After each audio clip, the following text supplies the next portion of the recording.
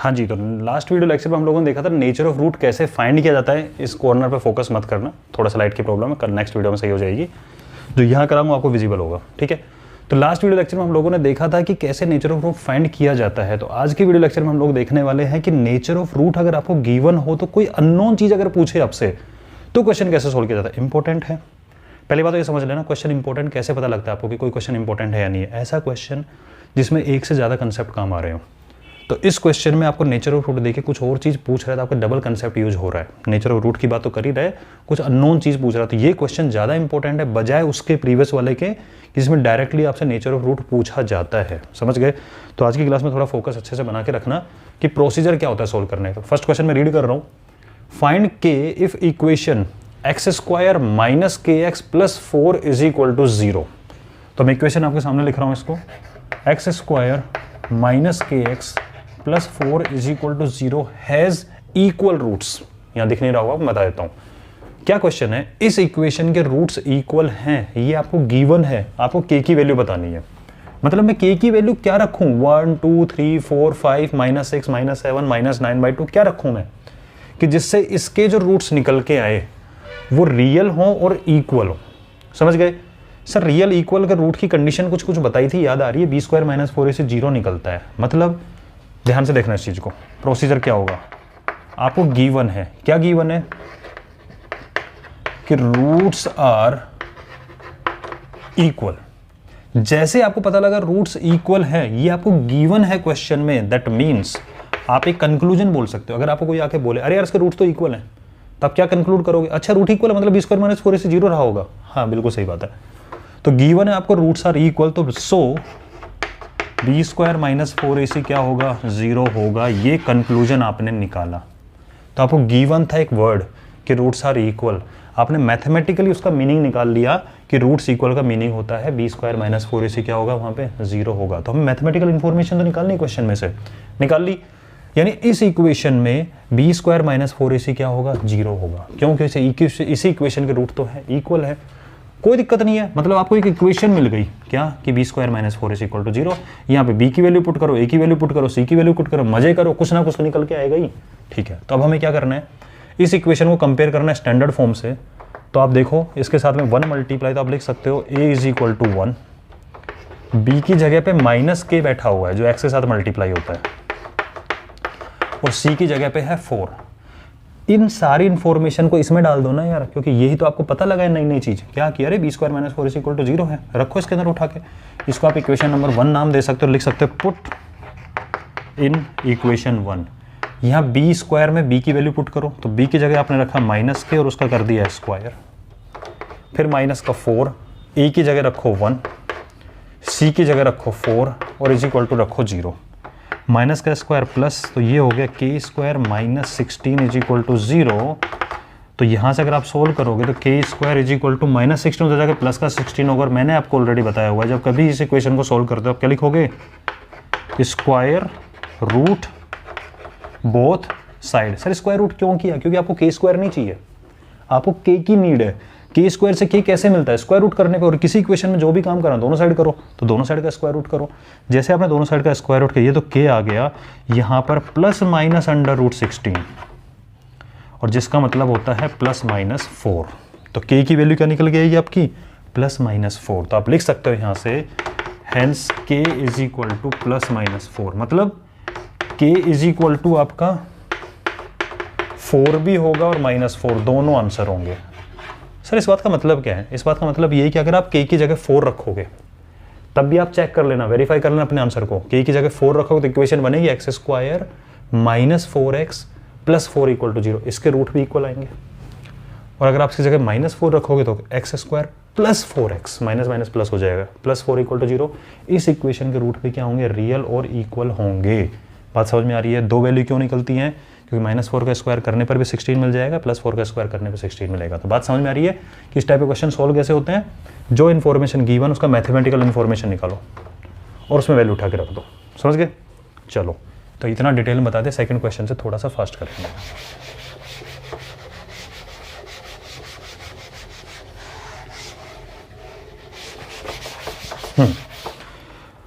तो भाई साहब सेकंड क्वेश्चन क्या बोल रहा है? नजर डालो जरा सेकंड क्वेश्चन पे।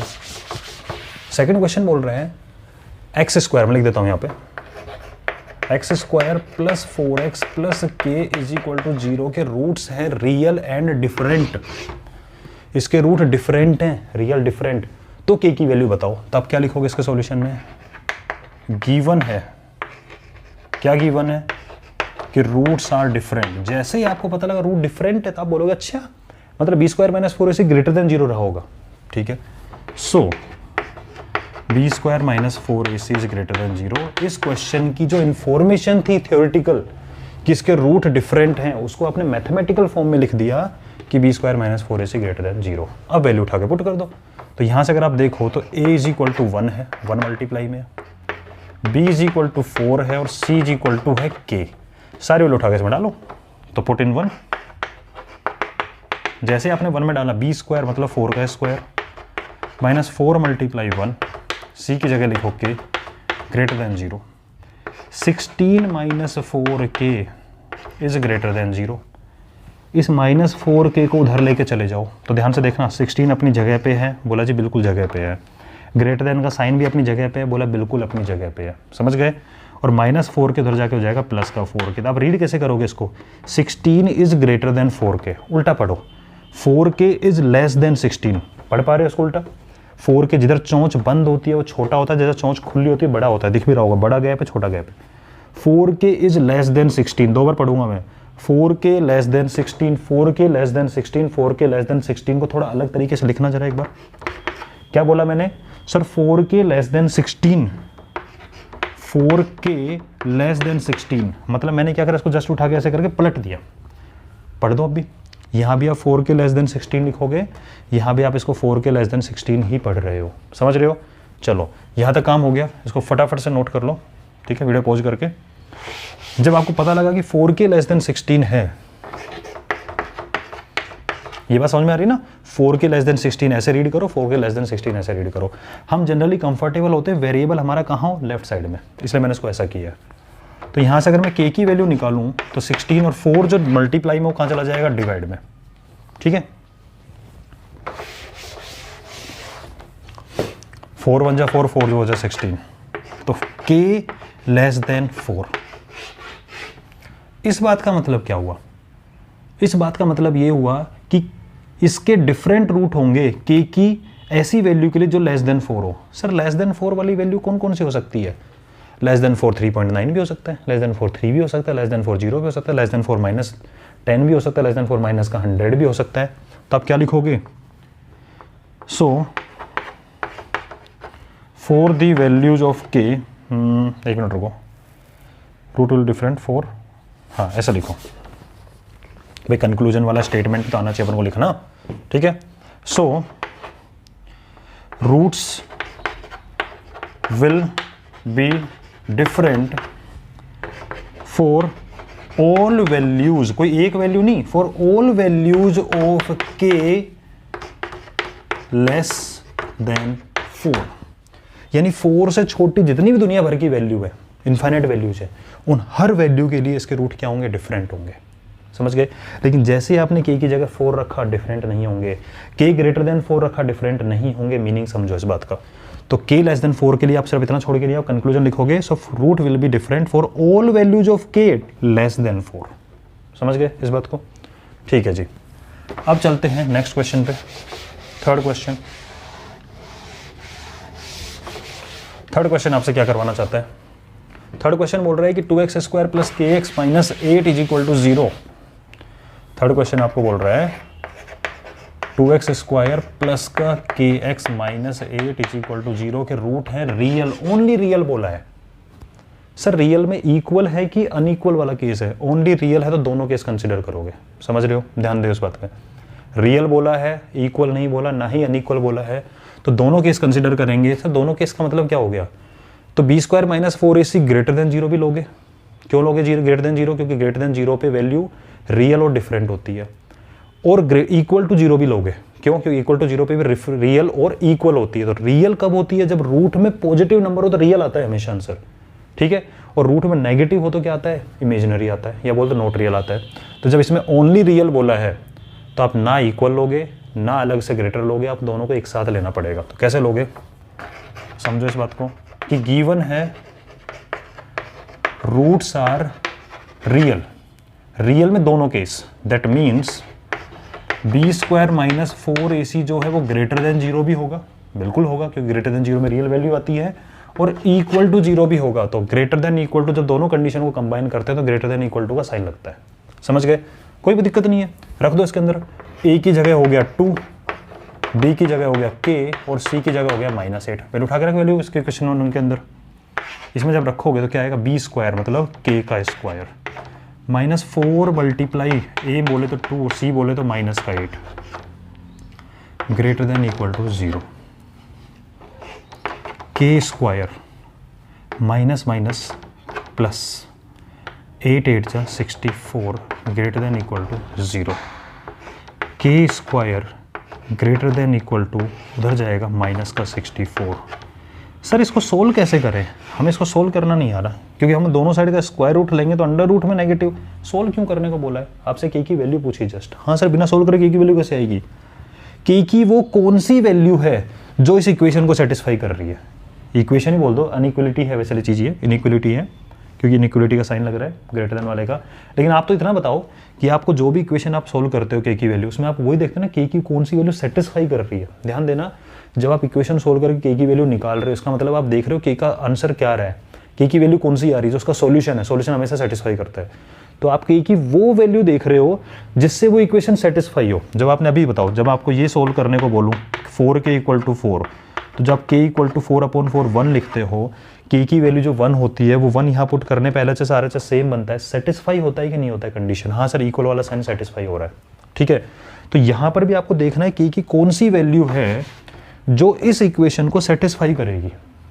सर इस इक्वेशन सेटिस्फाई करेगी, तो यहाँ थोड़ा लॉजिकली सोचना है। क्या k की वैल्यू में क्या रखूँ कि वो हमेशा ग्रेटर या इक्वल हो -64 से। तब आपके दिमाग में आया क्या, अरे यार k स्क्वायर है, तो आप लिखोगे ऑलवेज पॉजिटिव। क्या k स्क्वायर लिखना पड़ेगा आपको चीज़, क्या k स्क्वायर कभी नेगेटिव हो सकता है, नहीं हो सकता। क्यों, क्योंकि किसी का स्क्वायर है, k का स्क्वायर है, और स्क्वायर वाली टर्म कभी नेगेटिव नहीं होती। ये बात हम पल्ले पड़ रही है आप लोगों के कि k स्क्वायर अगर है तो k square will be always positive, क्योंकि एक स्क्वायर टर्म है। यानी कि LHS में हमेशा एक पॉजिटिव वैल्यू आएगी, चाहे आप k की वैल्यू कुछ भी रख दो। आप k की वैल्यू 0 भी रख दोगे ना, तो 0 का स्क्वायर 0 होगा, और 0 ग्रेटर होता है -64 के। अच्छा सर इस साइन का मतलब, सर इक्वल तो नहीं होता, इस साइन का मतलब समझना, greater than equal to sign का मतलब होता है ग्रेटर और इक्वल, इन दोनों में से अगर एक भी बात सही है तो ये कंडीशन सही है। ग्रेटर देन इक्वल टू में दोनों चीजें देखते हो, ग्रेटर है तो भी चलेगा या इक्वल है तो भी चलेगा, ठीक है। तो अगर मैं k की वैल्यू 0 पुट करूं यहाँ पे, तो 0 ग्रेटर देन इक्वल टू -64, हाँ 0 नेगेटिव नंबर से बड़ा होता है, कोई टेंशन वाली बात नहीं है। सर अगर मैं k की वैल्यू नेगेटिव रखूं तो नेगेटिव का स्क्वायर होकर पॉजिटिव बनेगा, positive number is always greater than negative number, ये तो नेगेटिव ही है, ठीक है। और अगर k की वैल्यू पॉजिटिव रखूं तो पॉजिटिव का square positive, positive always greater than 64। इसका मतलब -64 कि k की वैल्यू कुछ भी रख सकते हो, हमेशा ये बात सच होगी। बिल्कुल सही बात है, जब k की हर वैल्यू के लिए बात सच होगी तो आप क्या लिखोगे आंसर में,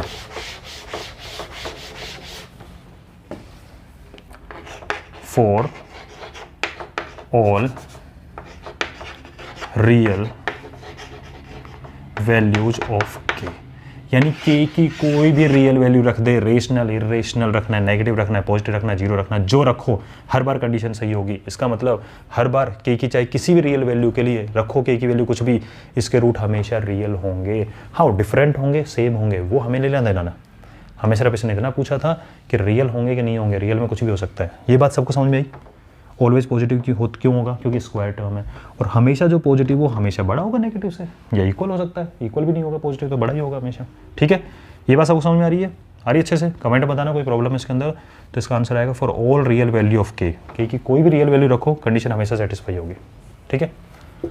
अब करते हैं लास्ट क्वेश्चन, 4th। अच्छा क्वेश्चन है, ऐसा ही लॉजिकल है, समझना अच्छे से। x² + 2x + a² + 1 = 0। Is there any real value of a?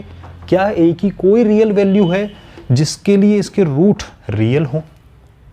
क्या a की कोई भी रियल वैल्यू है? जैसे यहाँ पे k की हर रियल वैल्यू के लिए इसके रियल रूट थे, क्या ए की कोई भी रियल वैल्यू है जिसके लिए रूट इसके रियल होंगे? चेक करते हैं। X square plus 2x plus A square plus 1 is equal to 0। तो आपने कहा ठीक है, तो आप क्या करोगे, हमें चेक करना है, रूट का नेचर चेक करना है यहाँ पे, ठीक है, रियल के लिए। तो हमें दे रखा है रियल रूट की बात करते हैं, तो हम नेचर चेक कर ले इसका, ठीक है। To find the nature of root we need to find B square minus 4ac, ठीक है। यहाँ दे नहीं रखा कि इसके रियल रूट है, ये आपसे पूछ रहा है क्या रियल रूट हो सकते हैं, तो यहाँ पे आपको चेक करना पड़ेगा, दे नहीं रखा। तो आपने जैसे B square minus 4ac check करना, बी की वैल्यू है 2, तो 2 का स्क्वायर माइनस 4 मल्टीप्लाई ए बोले तो 1, सी बोले तो पूरा जो भी कांस्टेंट वाली चीज है, बिना एक्स वाले टर्म सी होता है पूरा। तो आप बी स्क्वायर माइनस 4ac को चेक कर रहे हो, ठीक है। तो 2 का स्क्वायर 4 माइनस 4, अब ये 1 है तो 1 को छोड़ दो, कोई दिक्कत नहीं। तो 4 जब इससे मल्टीप्लाई तो माइनस का 4a स्क्वायर आएगा, और 4 जब इससे मल्टीप्लाई तो माइनस का 4 आएगा, 4 से 4 कट गया। तो आप यहाँ पे देखो बी स्क्वायर माइनस 4ac की जो वैल्यू आई वो माइनस का 4a स्क्वायर आया। बी स्क्वायर माइनस 4ac की वैल्यू माइनस 4a स्क्वायर है। आप मुझे ध्यान से बताना इस चीज़ को, ये जो a स्क्वायर है, ए स्क्वायर विल बी ऑलवेज, आपको ऐसे लिखना है कि हमें टेंशन मतलब इस चीज़ की, सर लिखेंगे कैसे, this is always positive. Sir A square हमेशा पॉजिटिव क्यों हुआ, किसी चीज़ का स्क्वायर हमेशा पॉजिटिव होता है, यानी कि जो बादल के अंदर मैंने चीज़ लिखी हुई ए स्क्वायर ये हमेशा पॉजिटिव होगा। हाँ, हमेशा पॉजिटिव चीज़, यानी किसी भी पॉजिटिव चीज़ को जब माइनस साइन से मल्टीप्लाई करूंगा तो नेगेटिव बन जाएगा, यानी कि ये जो पूरी चीज़ है ये पूरा ये हमेशा नेगेटिव होगा। क्यों? क्योंकि ये हमेशा पॉजिटिव है। पॉजिटिव को 4 से मल्टीप्लाई किया कोई दिक्कत नहीं है, जैसे मान लो सपोज करो 10 है, 10 को 4 से मल्टीप्लाई किया 40, लेकिन बाहर वाला माइनस उसको नेगेटिव बनाएगा -40। सो दिस विल बी, तो इधर का B square minus 4ac equal to this, जिसमें हमने पता करा कि ये ऑलवेज पॉजिटिव है। तो बी स्क्वायर माइनस 4ac की वैल्यू पॉजिटिव को नेगेटिव से मल्टीप्लाई करने पर क्या बन जाएगा, हमेशा नेगेटिव होगा, ऑलवेज नेगेटिव। अरे ये क्या बात हुई, मतलब बी स्क्वायर माइनस 4ac हमेशा नेगेटिव आ रहा है, हमेशा नेगेटिव आ रहा है, मतलब ए की वैल्यू का फर्क ही नहीं पड़ रहा। ध्यान सुना मेरी बात को, ए की वैल्यू कुछ भी रख दो, ये हमेशा पॉजिटिव बनेगा और वो हमेशा नेगेटिव बनेगा फाइनल, मतलब ए की वैल्यू का कोई लेना देना ही नहीं है, ये हमेशा नेगेटिव आएगा बी स्क्वायर माइनस 4ac। मतलब बी स्क्वायर माइनस 4ac हमेशा नेगेटिव आ रहा, रियल रूट तो आ ही नहीं रहा, मतलब ए की मैं कोई भी वैल्यू रख दूं ये हमेशा नेगेटिव आ रहा है, मतलब ए की कोई भी वैल्यू रख दूं हमेशा नो रियल रूट आ रहे हैं। तो इसने क्या पूछा, क्या दुनिया में कोई ए की ऐसी रियल वैल्यू है जिसकी वजह से रियल रूट हो? हाँ बोलो, कोई ऐसी वैल्यू नहीं है। आप दुनिया भर की कोई भी रियल वैल्यू उठा के रख दो ए के अंदर, ये हमेशा पॉजिटिव, ये हमेशा नेगेटिव, मतलब बी स्क्वायर माइनस 4ac हमेशा नेगेटिव, और बी स्क्वायर माइनस 4ac जब ऑलवेज नेगेटिव होगा, रूट में जब ऑलवेज नेगेटिव चीज आएगी तो हमें पता है नो रियल रूट। समझ रहे हो? तो आप क्या लिखोगे स्टेटमेंट फाइनली, ऑलवेज नेगेटिव, फिर क्या लिखोगे कि as B square minus 4ac equal to negative, तो लिखोगे नो रियल रूट, और फाइनल लिख देना hence there is no real value of A for which roots are real. बात समझ में आ रही है ना? इस चीज को ऑलवेज पॉजिटिव नेगेटिव कंसेप्ट समझना, ठीक है। अगली क्लास में क्वेश्चन, लैंग्वेज वाले क्वेश्चन चालू हो जाएंगे आपके, तो सीरियसली पढ़ते रहो।